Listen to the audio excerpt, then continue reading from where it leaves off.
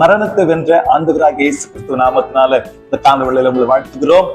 யோவான் 20ஆம் அதிகாரம் 15ஆம் வசனத்தின் முதல் பகுதியை நான் வாசிக்கிறேன். இயேசு அவளை பார்த்து, ஸ்திரியே, ஏன் அழுகிறாய்? யாரை தேடுகிறாய் என்றார். பிரியமானவர்களே, ஆண்டவராகிய இயேசு கிறிஸ்து உலக மக்களுடைய பாவத்தை போக்க தன் ரத்தம் முழுவதையும் சிந்தி மரித்து அடக்க பண்ணப்பட்டு 3ஆம் நாள் தாம் சொன்னபடி உயிர்த்தெழுந்தார். இது அறியாத மகளே, நாம் அறியால் வாரத்தின் முதல் நாளில அதிகாலையில கல்லறிடத்துல போய் அழுது கொண்டிருக்கிறார்கள்.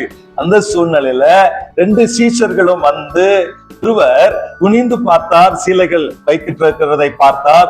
இன்னொருவர் பேதுரு உள்ளே சென்று பார்த்த பொழுது துணிகள் வைக்கப்பட்டிருந்ததையும் இயேசு கிறிஸ்துடைய தலையில இருந்த துணி தனியாக சுற்றி வைக்கப்பட்டிருந்ததையும் காண்கிறார். இயேசு கிறிஸ்து உயிர்த்தெழுந்தார், வரப்போகிறார் என்ற அடையாளத்தை குறிக்கிறது.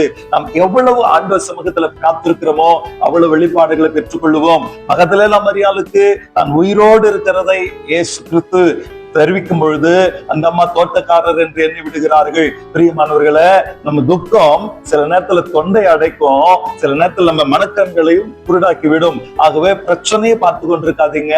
ஆண்டவர் சமூகத்துல அழுது அதிகமாய் ஜெபம் பண்ணுங்க. கூடுதலான வெளிச்சத்தை பெற்றுக்கொள்வது மாத்திரமல்ல, வெளிப்பாடுகளோடு கூட தேவ பிரசனத்தை பெற்றுக்கொள்ளும் பொழுது ஜெபத்திற்கு பதில் வருகிறது. முழுமையான பதிலை நாம் பெற்றுக்கொள்ளுகிறோம். மாத்திரமல்ல, இந்த மகதலேனா மரியாளை 7 பிசாசிலிருந்து இயேசு விடுதலை ஆக்கினார்.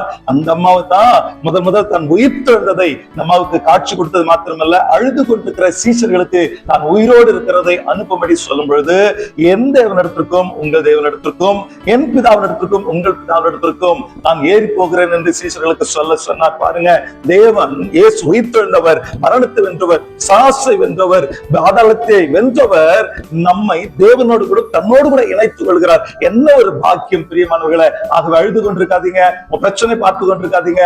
அழுது கொண்டிருக்கிறவர்களுக்கு இயேசு உயிரோடு இருக்கிறார் என்று சொல்லும்படியாக இந்த காலவேளையில உங்களை அனுப்புகிறார். இப்படிப்பட்ட விசுவாசத்தோடு இந்த நாளை துவங்குங்க. நாம் ஜெபிக்கலாம். எங்கள் அன்பின் பரலோக தகப்பனே, கண்ணீரோடு கவலையோடு கூட ஆண்டவரே கர்த்தாவே, இனி என் வாழ்க்கை என்ன ஆகும் என்று சொல்லி கலங்கி நின்று கொண்டிருக்கிறவர்களுக்கு இயேசு உயிரோடு இருக்கிறார் என்று சொல்ல மாத்திரமல்ல, மற்றவர்களுக்கு இவர்களை நீர் இயேசு உயிரோடு இருக்கிறார் என்று தைரியப்படுத்த அனுப்புகிறவர்களுக்கு தோக்கிறோம். இயேசு கிறிஸ்துவின் நாமத்தில் காண்கிற கேட்கிற யாவரையும் ஆசீர்வதித்து இயேசு கிறிஸ்துவின் நாமத்தில் ஜெபிக்கிறோம் நல்ல பிதாவே.